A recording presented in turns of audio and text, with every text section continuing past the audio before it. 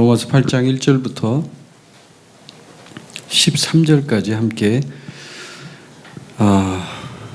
그렇게 길지 않고 또 그 다음에 로마서 8장 1절부터 13절까지는 굉장히 중요한 부분입니다. 그래서 같이 읽도록 하겠습니다. 합독하겠습니다. 1절부터 13절까지 시작. 그러므로 이제 그리스도 예수 안에 있는 자에게는 결코 정죄함이 없나니 이는 그리스도 예수 안에 있는 생명의 성령의 법이 죄와 사망의 법에서 너를 해방하였음이라. 율법이 육신으로 말미암아 연약하여 할 수 없는 그것을 하나님은 하시나니 곧 죄로 말미암아 자기 아들을 죄 있는 육신의 모양으로 보내어 육신의 죄를 정하사 육신을 따르지 않고 그 영을 따라 행하는 우리에게 율법의 요구가 이루어지게 하려 하심이니라. 육신을 따르는 자는 육신의 일을, 영을 따르는 자는 영의 일을 생각하나니 육신의 생각은 사망이요 영의 생각은 생명과 평안이니라. 육신의 생각은 하나님과 원수가 되나니 이는 하나님의 법에 굴복하지 아니할 뿐 아니라 할 수도 없음이라. 육신에 있는 자들은 하나님을 기쁘시게 할 수 없느니라. 만일 너희 속에 하나님의 영이 거하시면 육신에 있지 아니하고 영에 있나니 누구든지 그리스도의 영이 없으면 그리스도의 사람이 아니라. 또 그리스도께서 너희 안에 계시면 몸은 죄로 말미암아 죽은 것이나 영은 의로 말미암아 살아있는 것이니라. 예수를 죽은 자 가운데서 살리신 이의 영이 너희 안에 거하시면 그리스도 예수를 죽은 자 가운데서 살리신 이가 너희 안에 거하시는 그의 영으로 말미암아 너희 죽을 몸도 살리시리라. 그러므로 형제들아 우리가 빚진 자로 돼 육신에게 져서 육신대로 살 것이 아니니라. 너희가 육신대로 살면 반드시 죽을 것이로되 영으로서 몸의 행실을 죽이면 살리니. 아멘. 자, 오늘 이 로마서 8장 우리가 함께 공부를 이제 합니다. 우리가 로마서 7장까지 공부를 했고 지난 시간에 로마서 7장을 통해서 우리 육신의 한계와 어려움들을 보았습니다. 그리고 율법이 얼마나 죄에게 많은 힘을 주는지를 또 우리가 배웠습니다. 자, 그래서 이제 사도 바울은 로마서 8장을 통해서 8장은 지난 시간에도 선교사님 얘기했지만 그러므로라는 연결사가 있기 때문에 연결된 문장입니다. 원래 성경은 처음에 쓰여질 때 장절이 없었습니다. 그런데 나중에 중세에 있는 성경을 편집한 스테파노라는 학자가 성경에다가 장절 구분을 하게 된 겁니다. 그래서 원래 없었던 것이기 때문에 그러므로 앞에 있는 문장과 연결이 된다고 보시면 됩니다. 자, 1절을 보시면 바로 1절을 보겠습니다. 그러므로 이제 그리스도 예수 안에 있는 자에게는 결코 정죄함이 없나니. 이 로마서 8장 1절부터 13절까지의 말씀은요, 굉장히 이 로마서 전체에서 중요하고 또 아주 핵심적인 이야기들을 여기서 다루고 있습니다. 특히나 로마서 8장 13절, 우리가 끝에 읽은 이 13절은 우리가 신앙생활을 하면서 특히나 죄의 문제에 대해서 이야기하고 그것들을 처리하는 문제에 있어서 굉장히 중요한 실마리가 되는 말씀이기도 합니다. 자, 1절에서 우리가 지금 금방 읽은 것처럼 이제 그리스도 예수 안에 있는 자, 그리스도 예수 안에 있는 자가 등장을 합니다. 그 사람은 결코 정죄함이 없다라고 얘기합니다. 로마서 8장은 사도 바울이 작심하고 이제 그 앞에서 죄에 대한 문제, 육신에 대한 문제, 율법에 대한 문제를 다 다루고 나서 작심하고 성령을 강하게 언급하면서 성령에 대한 부분을 통해서 우리 그리스도인들이 승리할 수 있다는 것을 강력하게 표현하는 아주 중요한 성경의 부분입니다. 성경 로마서 8장 2절에 보면 이제 1절에는 예수 안에 있는 자가 나오죠. 이 사람이 누구냐면 우리죠. 우리 그리스도인, 그리스도 예수 안에 있는 자. 그래서 이것은 신분의 자유를 의미합니다. 신분의 자유. 그리스도 예수 안에 있는 자는 결코 정죄함이 없다. 하나님이 정죄하는 이 정죄함이 없다는 것을 의미합니다. 우리 스스로 받는 정죄함은 또 다른 문제겠죠. 기독교에서 우리가 어제도 제가 토요일 날 설교를 갑자기 하게 돼가지고 이제 했는데, 말씀을 전하면서 제가 어제 그런 얘기를 했죠. 고난은 선물이다. 이제 이런 얘기를 했는데 어제 이제 들으신 분은 알겠지만 이 고난이 선물이라는 것과 마찬가지로 하나님이 우리에게 주신 선물 중에 성령도 선물입니다. 아멘. 성령이 없었다면 이 율법의 문제, 육신의 문제, 죄의 문제를 해결하기가 어려웠습니다. 아니, 단정적으로 얘기한다면 불가능합니다. 사실은. 그래서 이 정죄함이 없다라는 말은 굉장히 쉬운 내용이니까 이제 넘어가고 2절을 보시면, 자, 2절이 굉장히 중요한 구절이고요. 또 많은 사람들이 언급하는 구절이기도 합니다. 자, 2절을 다시 한번 읽어봅시다. 시작. 이는 그리스도 예수 안에 있는 생명의 성령의 법이 죄와 사망의 법에서 너를 해방하였음이라. 아멘. 그리스도 예수 안에 있는 뭐예요? 생명의 성령의 법. 생명의 성령. 왜 법이라는 말이 성령 옆에 붙었고 또 왜 성령 앞에 생명이 붙었을까요? 이건 아주 지극히 당연하고 지극히 자연스러운 사도 바울의 성경 표현법입니다. 왜냐하면 성령은 잘 보세요. 성령은 누구로부터 온 영입니까? 여러분, 성령은 예수 그리스도로부터 온 영입니다. 성령이라는 것이 거룩한 영이라는 뜻이에요. 성령이라고 하니까 여러분이 그 의미를 생각하지 않고 그냥 들으시니까 그러는데, 성령, 거룩한 영. 근데 그 영이 뭐냐가 중요한 거죠. 영도 종류가 많습니다.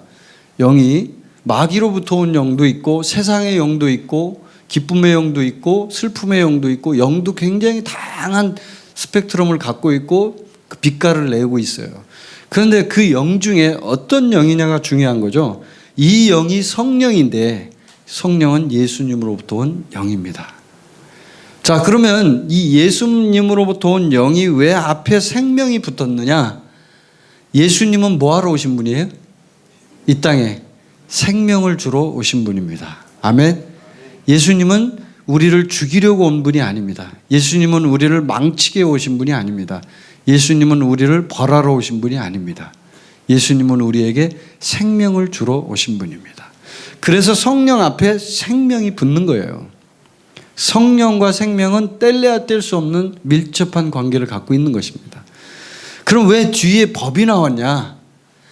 자, 법은 율법을 통해서 우리가 살펴보면 법은 굉장히 딱딱하고 고정적이고 그 다음에 지켜야 한다라고 생각합니다. 맞습니다. 그런데 왜 여기다 사도 바울이 법이라는 표현을 쓰면서까지 이렇게 표현을 했느냐? 법은 지켜야 하는 것도 있지만 그 법 자체가 뭘 나타냅니까? 여러분 잘 아시는 권세를 나타냅니다. 아멘.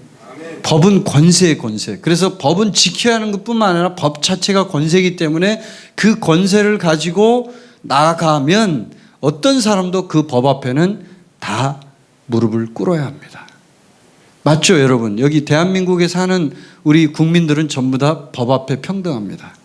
진짜 평등한지는 제가 모르겠지만 그거는 뭐 장담할 수 없죠. 그러나 어쨌든 간에 법에 쓰여 있는 헌법에는 우리가 모두가 법 앞에 평등하다고 얘기합니다.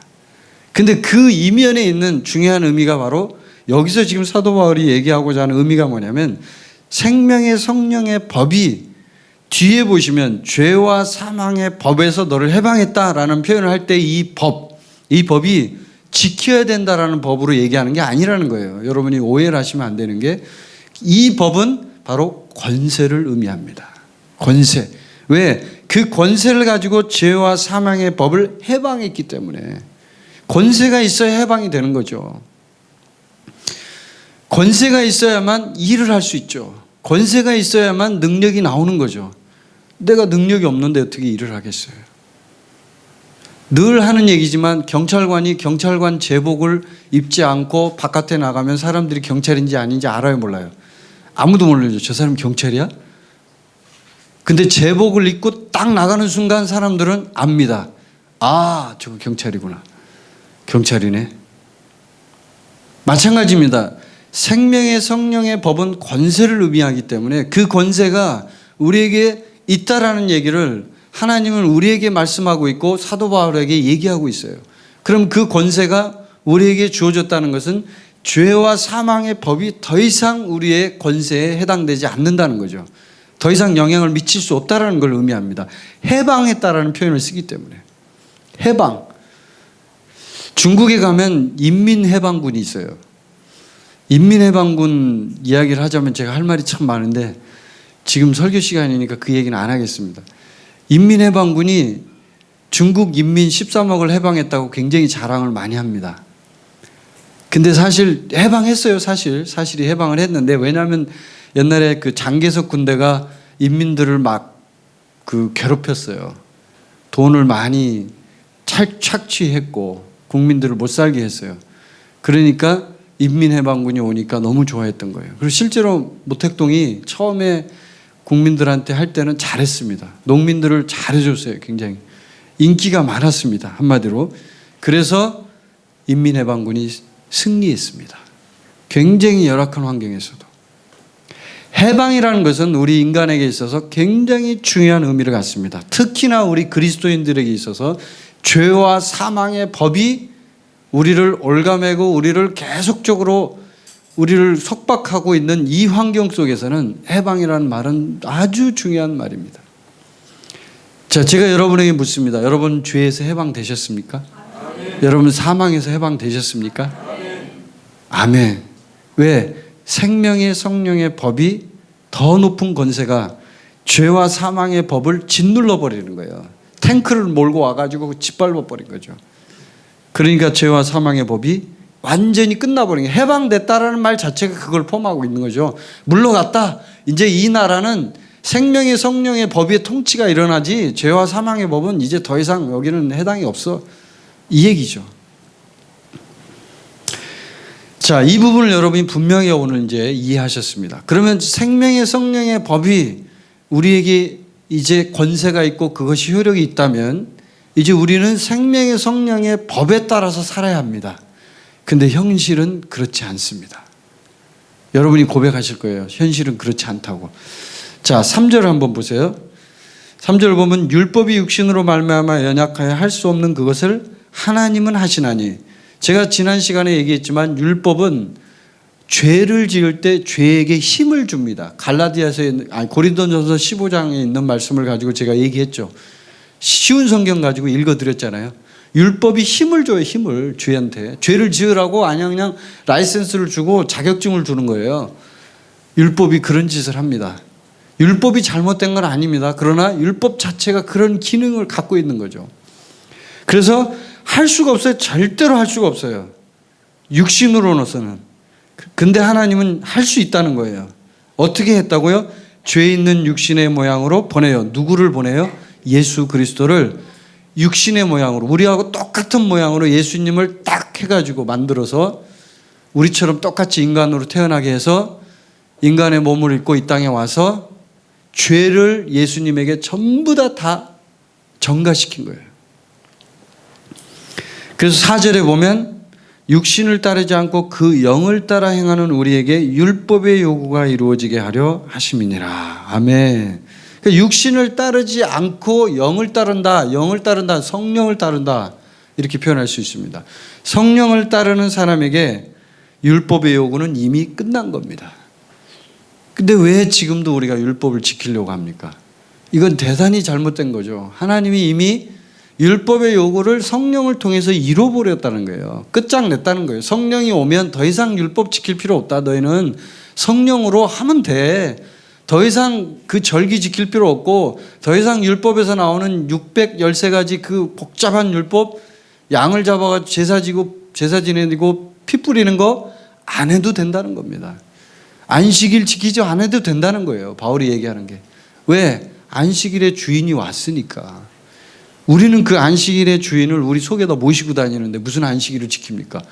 365일 안식일이죠, 우리에게. 아멘?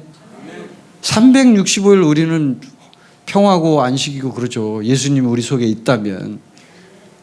아멘? 자, 그러면 이제 거기 뒤에 율법의 요구가 이제 이루어졌어요. 5절. 육신을 따르는 자는 육신의 일을, 영을 따르는 자는 영의 일을 생각하나니. 이 구절 손선미 선교사가 많이 인용했습니다. 정말 많이 인용했습니다. 육신을 따르는 자는 육신의 일을 생각한다는 거죠. 생각한다. 자, 영을 따르는 자는, 영이 뭐예요? 성령을 따르는 자, 이렇게 표현하셨습니다. 성령을 따르는 자는 성령의 일을 생각합니다. 성령의 일이 뭘까요? 네, 육신의 일은 뭘까요? 비교를 한번 해봅시다. 육신의 일은 뭘까요? 육신의 일 많습니다. 요즘으로 말하면 아주 쉽게 예를 들어볼게요. 게임 중독, 스마트폰 중독, 뭐 많이 있죠. 중독이 이제 그 육신의 일 중에 대표적인 일이죠. 뭐 요즘에는 무슨 도박 중독 말고 무슨 중독이 있다 그러던데 제가 잘 잊어버렸네요. 무슨 중독이 하나 있더라고. 무슨 중독 다 중독이에요. 이런 게 바로 육신의 일입니다. 그거 말고도 또 있죠. 육신의 일이. 뭐가 있죠? 우리 속에 있는 탐심. 뭔가를 막 자꾸 움켜쥐려고 하는 탐심.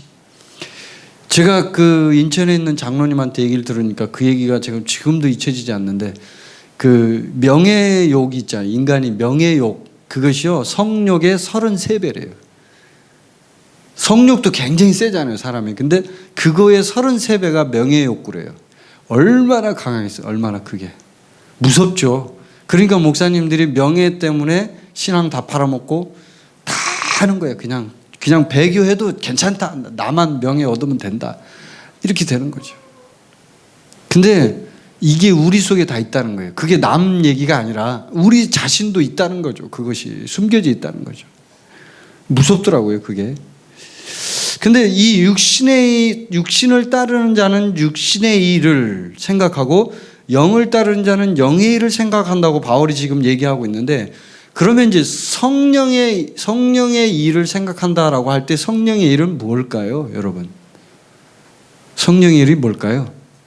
그건 대표적으로 우리가 생각해 볼 때 갈라디아서 한번 펴보십시오. 그 여러분이 한번 보는 게 좋겠습니다. 갈라디아서 5장 16절 한번 보세요. 거기 굉장히 중요한 구절이 하나 있습니다. 자, 5장 16절, 17절 두 절 한번 먼저 읽고, 갈라디아서 5장 16절, 17절 두 절 읽겠습니다. 시작. 내가 이르노니 너희는 성령을 따라 행하라. 그리하면 육체의 욕심을 이루지 아니하리라. 육체의 소욕은 성령을 거스르고 성령은 육체를 거스르나니 이 둘이 서로 대적하므로 너희가 원하는 것을 하지 못하게 하려 함이니라. 아멘. 자, 그 다음에 뒤로 넘기시면 그 22절이 있습니다. 22절, 23절 거기를 다시 또 읽겠습니다. 시작. 오직 성령의 열매는 사랑과 희락과 화평과 오래 참음과 자비와 양선과 충성과 온유와 절제니 이 같은 것을 금지할 법이 없느니라. 아멘. 성령의 일은 대표적으로 얘기할 때 성령의 열매라고 표현할 수 있습니다. 성경에서 말하는 성령의 일. 뭐예요? 사랑. 우리가 사랑을 생각하는 거죠. 희락, 기쁨, 화평, 오래 참음, 자비, 양선, 충성, 온유, 절제. 이것을 생각하는 거예요. 그게 바로 여기서 사도 바울이 얘기하는 로마서 8장에 얘기하는 뭐예요? 성령을 따라 생각하는 영의 일이에요. 영의 일. 그러니까 이것을 생각하는 사람만이 생명과 평안이 오는 거예요. 근데 육신적인 생각을 하는 사람은 뒤에 그 6절에 있어요. 육신의 생각은 사망이요 영의 생각은 생명과 평안이라. 육신의 생각은 그 뒤에 이제 나오지만 그 13절에 있는 그것과 같은 의미로 쓰여집니다. 몸의 행실하고 육신의 생각과 같은 굉장히 비슷한 헬라어로 쓰여져 있습니다. 거기가. 그래서 육신의 생각은 육체의 정욕과 탐심이라고 표현할 수 있습니다. 육신의 생각. 그러니까 죄를 일으키게 만드는 어떤 본질적인 원천적인 힘이죠. 그게 그 자체가 속에 들어있어서 죄를 짓도록 계속적으로 만유인력의 힘처럼 뭐 어떤 법칙이 있어서 끌어당기는 것처럼 그것을 자꾸 끌어당기는 거죠. 그게 육신의 생각입니다. 육체의 정욕과 탐심이죠. 근데 육신의 생각의 결론이 중요해요. 결론이 뭐예요? 여기서 사망이라는 거예요. 육신의 생각은 계속 사망으로 끌고 가요. 끝에 가면 죽습니다. 죽는다는 것이 여러분 굉장히 공포스럽지만 어떤 면으로 보면 이 죽음이요, 인간에게 있어서, 세상 사람들에게 있어서, 특히나 마귀의 공격을 받아서 사상이 많이 변질된 사람에게 있어서는 사망이 희망이 되더라고요. 그 사람들은. 그래서 자살을 해요. 근데 여기서 지금 얘기하는 이 사망이라는 표현으로 봤을 때 육신의 생각은 우리 인간을 파멸로 끌어갑니다. 단순히 죽음으로 끝난다면 그건 뭐 괜찮겠죠. 그러나 사망 뒤에가 더 문제가 되니까. 그리고 영의 생각은 생명과 평안입니다. 생명, 살아 숨쉬는 생명, 예수님의 생명을 말합니다. 평안, 기쁘고 즐겁고 안전함을 의미합니다. 그래서 성령을 따라 생각하는 사람들에게는 그 사람들이 내는 열매들이 굉장히 좋은 것들을 열매를 냅니다.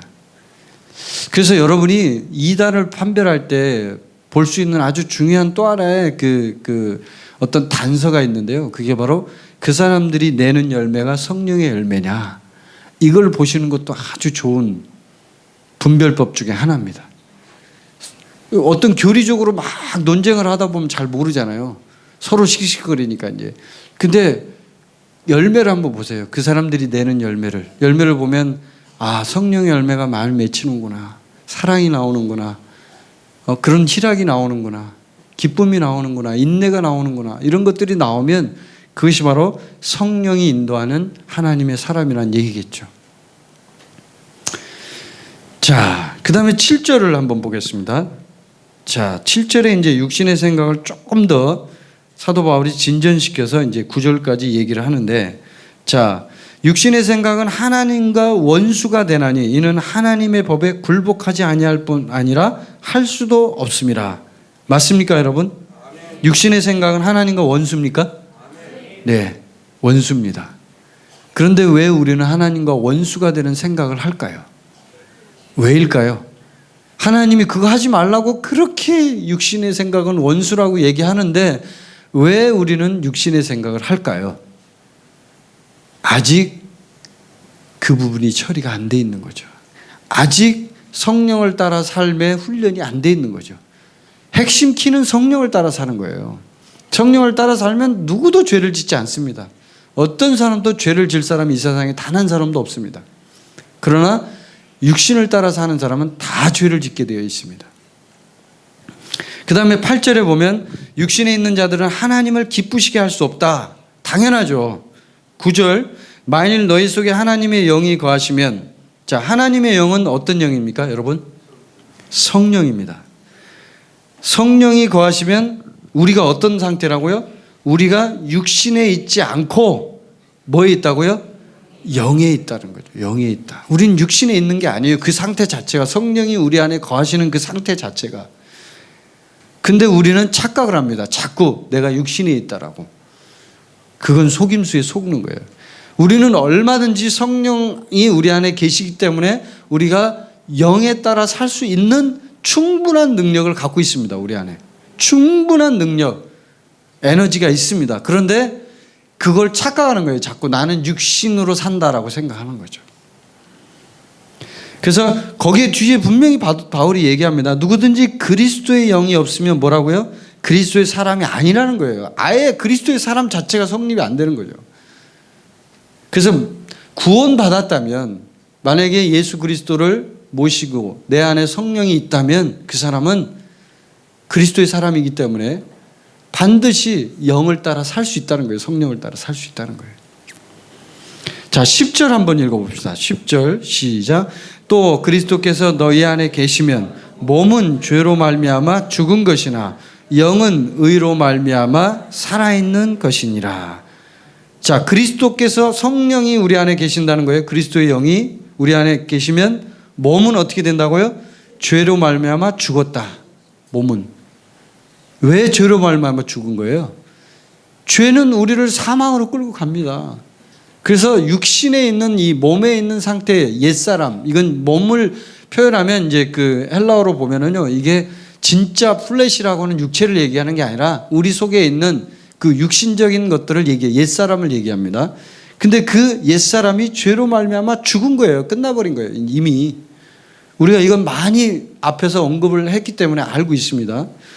그런데 성령, 우리의 영인데 여기서 말하는 이 영은 좀 더 우리 쪽에 가까운 영이라고 표현해야 됩니다. 그럼 이 영은, 우리의 영은 의로 말미암아 살아있다는 거예요. 굉장히 반대급부적인 얘기를 하죠.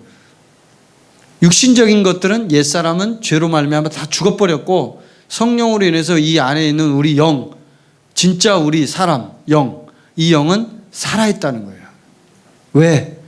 그전에는 죽었는데, 그전에는 옛사람이 살아서 숨을 쉴 때는 우리 안에 있는 영이요 제대로 기능을 못했어요. 그래서 성령과 분리되어 있을 뿐만 아니라 완전히 잠을 자고 있었어요. 그래서 영의 작용이 일어나지를 못했어요. 제대로. 악령이 장악을 하고 있으니까. 그런데 성령이 오심으로 말미암아 그 성령이 우리 안에 들어오면서 그 안에 있는 옛사람이 죽어버리고 그 영이 딱 들어오면서 우리가 영으로 말미암아 살아버린 거죠. 새로운 생명으로 태어난 겁니다. 자, 11절 한번 읽어봅시다. 11절 시작. 예수를 죽은 자 가운데서 살리신 이의 영이 너희 안에 거하시면 그리스도 예수를 죽은 자 가운데서 살리신 이가 너희 안에 거하시는 그의 영으로 말미암아 너희의 죽을 몸도 살리시리라. 아멘. 자, 이 구절은 치유 구절하고도 연결되어 있어요. 만약에 육신적으로 지금 병 들어가지고 굉장히 어려운 분들, 육체적으로 지금 치유가 필요한 분들 있잖아요. 이 구절을 붙잡아도 되는 거예요. 이 구절을 선포해도 되는 거예요. 왜 그래요? 자, 성령이 우리 안에, 앞에 있는 것 복잡하게 돼 있지만 다 간단하게 얘기하면 성령이 우리 안에 있다는 거예요. 그러면 예수님을 통해서 하나님이 하시는 건데, 주체는 하나님이신데 성령이 예수님의 영이니까, 성령이 우리 안에 있으니까 그 성령이 이제 우리 안에 있는 이 몸에 있는 상태를 관할한다는 거죠. 그래서 죽을 몸을 살려버린다는 얘기예요. 여기서 말하는 몸은 플래시 쪽에 가깝습니다. 육체에 가깝습니다. 그래서 이 몸이 이제 지금 질병에 걸려서 어려워요. 굉장히 힘들어요. 그러면 성령님께 얘기할 수 있다는 이거죠. 성령님, 죽을 몸도 살리신다고 써 있잖아요, 성경에. 그럼 좀 살려주세요. 여기 로마서 8장 11절 말씀을 얘기를 하시라고, 성령님한테. 여기 써놨잖아요. 죽을 몸도 살리신다며요. 나 지금 죽을 것 같아요. 살려주세요, 성령님. 이 구절을 붙잡는 거예요, 바로. 아멘? 예. 너희의 죽을, 분명히 나오잖아요. 예수를 죽은 자 가운데서 살리신 이가 누구예요, 이분이?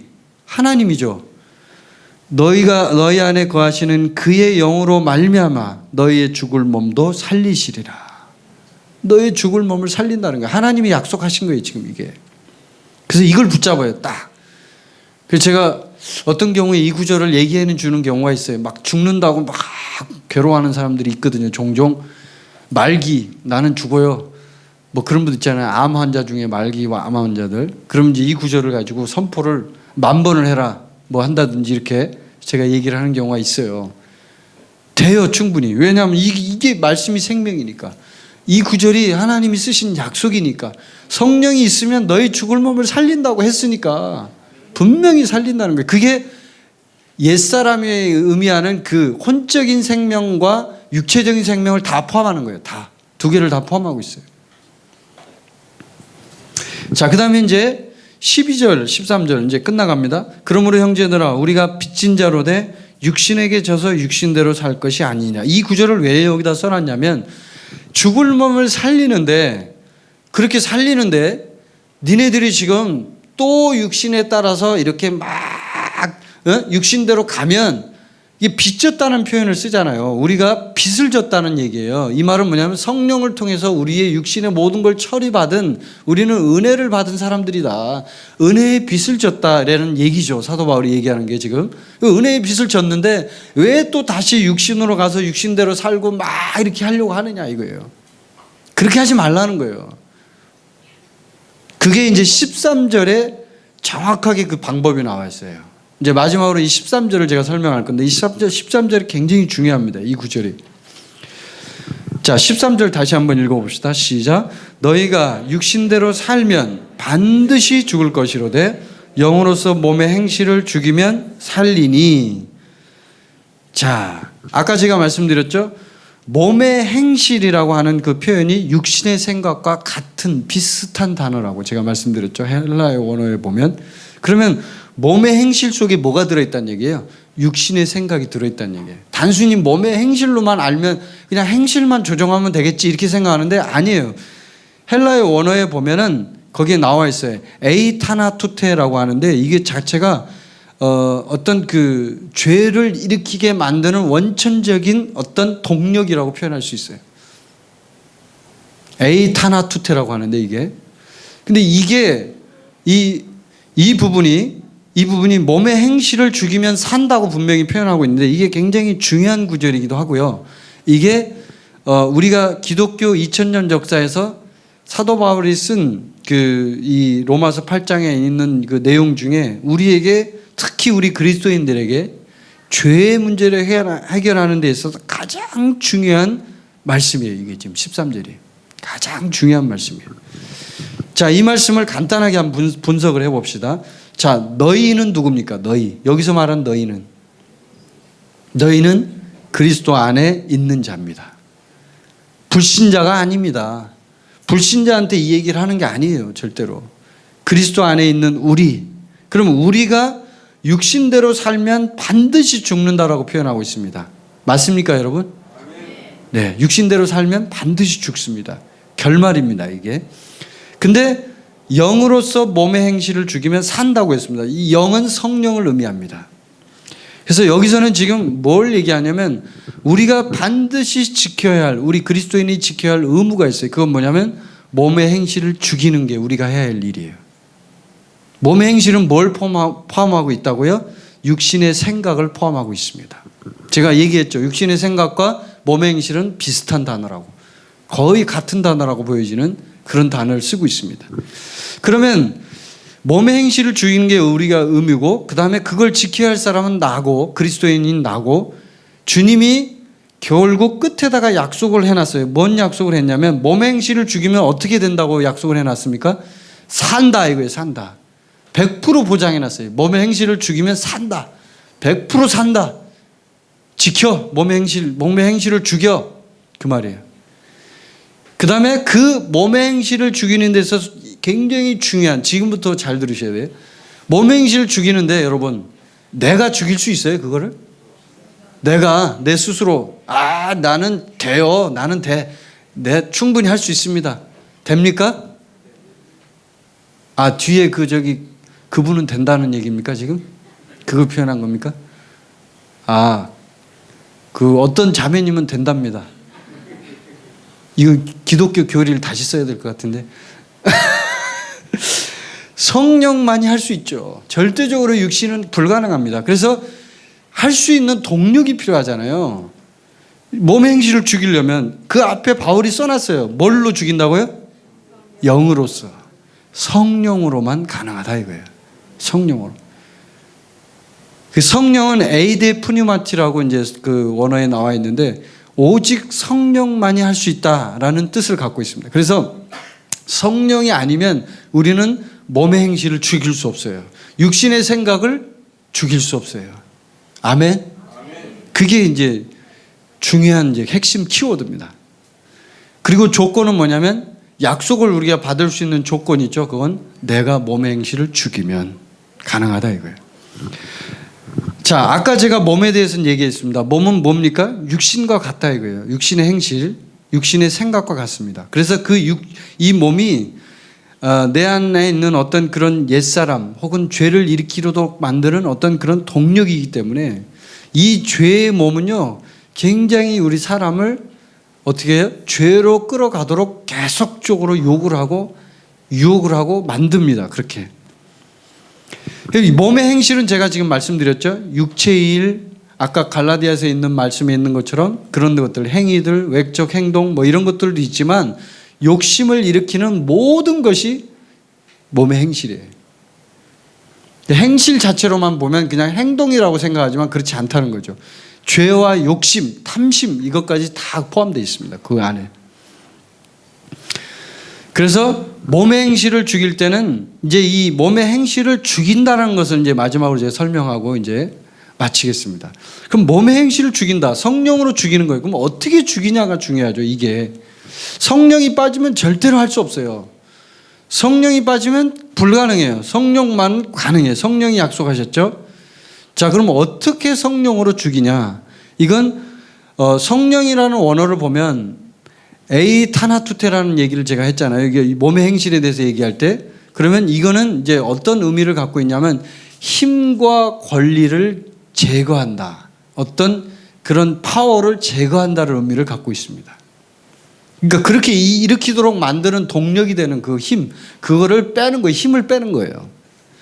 그래서 성령이 어떻게 죄를 죽이느냐, 이 부분을 제가 간단하게 말씀드리면, 첫 번째는 육체와 반대되는 어떤 은혜의 열매를 넘치게 만드는 거예요. 굉장히 중요한 얘기입니다. 제가 지금 하는 얘기는 써놔도 됩니다. 거기다가. 중요한 얘기이기 때문에 제가 말씀드린 거예요. 첫 번째는 성령이 어떻게 죄를 죽이느냐, 그 자체가 중요하잖아요. 그냥 무턱대고 그럼 성령으로 해결할 수 있느냐가 아니라 조금 분석을 했어요. 분석을 해보니까 성령이 어떻게 죄를 주냐, 육체와 반대되는, 육체는 계속적으로 죄를 일으키도록 만드는 그런 성향이 있기 때문에 계속 죄를 일으키게 해요. 옛사람이 있기 때문에. 근데 그 옛사람이 그렇게 일으키도록 만드는 힘을 제거하고 힘을 빼는 작업을 할 수 있을 때, 그거는 육체와 반대되는 성령의 열매, 은혜의 열매를 넘치게 부어주실 때, 성령님이 은혜의 열매를 부어주실 때 힘이 빠져요. 그게 육체의 행실을 죽이는 거예요. 그게 몸의 행실을 죽이는 거예요. 두 번째는 조금 더 이제 이렇게 조금 더 보면, 두 번째는 죄의 뿌리와 습관, 죄의 뿌리와 습관이 이제 실제적으로 어떤 사람들에게 그런 능력을 주잖아요. 죄의 뿌리와 습관. 죄는 뿌리가 있고 습관이 있어요. 이 죄의 뿌리는 깊숙이 박혀 있는 우리 안에 있는 육신의 생각, 정욕, 탐심 이런 것들입니다.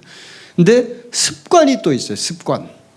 여러분 죄질 때 담배 피는 사람, 술 먹는 사람이 습관적으로 하는 거 아시죠, 여러분?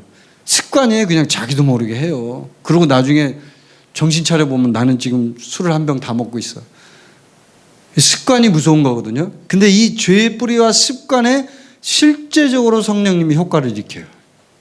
몸의 행실을 죽인다는 이게 작용이. 어떻게 성령님이 효과를 일으키느냐? 때로는 이렇게 하는 거예요. 성령님이 그 죄를, 성령의 작용이 강력하게 역사하면 그 죄가 싫어지게 만드는 거예요. 그 다음에 그 죄가 더 이상 불결해서 볼 수 없을 정도로 지저분하게 느껴지게 만드는 거예요. 만약에 이 죄가, 그전에도 제가 얘기했지만 죄가 똥이라면 여러분 그 죄를 끌어안고 있겠습니까? 똥이에요, 똥. 죄가 똥. 똥을 끌어안고 잠자는 사람이 있어요?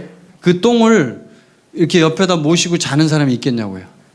우리 그 어린이들이 웃네. 똥을 옆에 놓고 잔다니까. 없죠, 아무도. 근데 죄가 만약에 성령의 작용이 일어나면 죄의 뿌리와 습관이 실제적으로 역사를 해서 그 습관과 죄의 뿌리가 똥처럼 여겨진다는 거예요. 성령님이 그렇게 만드는 거죠. 그런 작용을 하게 하는 거죠. 그게 몸의 행실을 죽이는 실제적인 부분이에요. 요게. 그 다음에 세 번째 마지막으로는 이제 요거는 조금 더 진전된 얘기인데, 그리스도의 십자가로 나아가게 만들어요. 사람을. 성령님이. 자, 여러분 성령에 충만하고 성령의 불을 받을 때 나타나는 현상 첫 번째 뭡니까?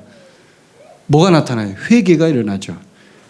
저도요, 성령 충만하면 뭐가 보이는 줄 아세요? 제 죄가 보여요. 그리고 회개가 일어납니다.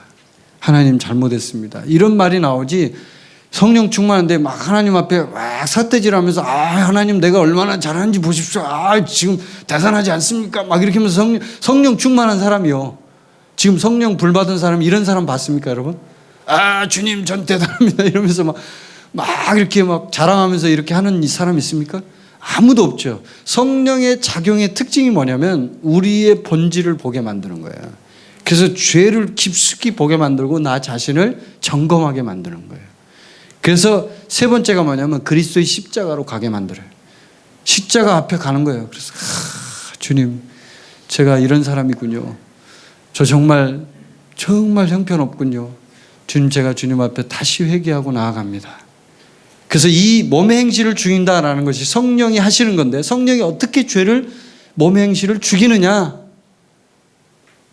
이것을 세 가지로 제가 말씀드렸습니다. 첫 번째 육체와 반대되는 은혜의 열매, 성령의 열매를 풍성하게 부어줘서 그것 자체가 효력이 없게 힘을 빼고, 두 번째는 죄의 뿌리와 습관에 실제적으로 작용을 해서 그것이 달라지게 만드는 거죠. 느낌을 바꿔버리는 거죠. 성령님이 죄가 싫어지고 똥이 되고 그렇게 만드는 거죠. 그 다음에 세 번째는 자기 자신을 돌아보도록 그리스도의 십자가로 나아가도록 만들어 줍니다.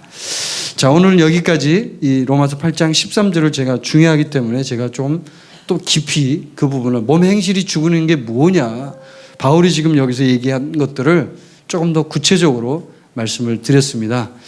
이제 여러분이 이 로마서 8장 13절에 있는 대로 성령으로 몸의 행실을 죽이며 살면, 그렇게 삶을 살면 반드시 삽니다. 반드시 삽니다. 아멘. 자, 우리 옆에 분에게 실습으로 한번 하겠습니다. 몸의 행실을 죽입시다. 아멘. 한 번 더 몸의 행실을 죽입시다. 아멘. 자, 몸의 행실은 뭐라고요? 육신의 생각이 포함되어 있다고요. 제가 알려드렸죠. 몸의 행동만이 아니에요. 육신의 생각도 포함되어 있어요. 오늘 여러분이 그걸 배우셨으니까 이제 몸의 행실을 죽이는 그런 삶으로 사시면서 정말 풍성한 삶, 이제 죄가 더 이상 나에게 작용하지 못하는 삶, 그 다음에 하나님이 주시는 평안과 기쁨의 삶을 사시기를 주님의 이름으로 축원합니다.